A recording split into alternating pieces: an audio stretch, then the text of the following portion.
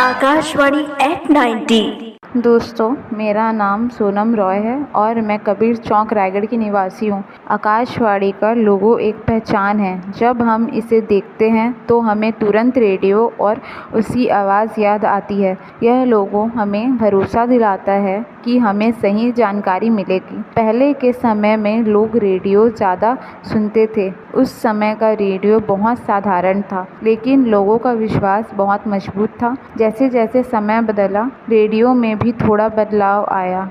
वह पहले से अच्छा दिखने लगा। हर नए बदलाव हमें यह बताते हैं कि समय बदल रहा है, लेकिन एक बात हमेशा एक जैसी रही, आकाशवाणी का भरोसा।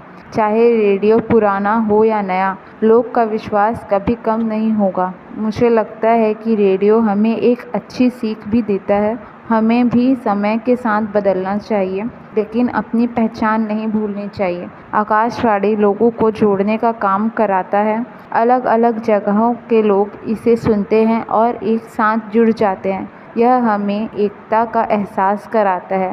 रेडियो छोटा सा है, लेकिन इसका मतलब बहुत बड़ा है। यह हमें भरोसा, पहचान और जुड़ाव का संदेश देता है।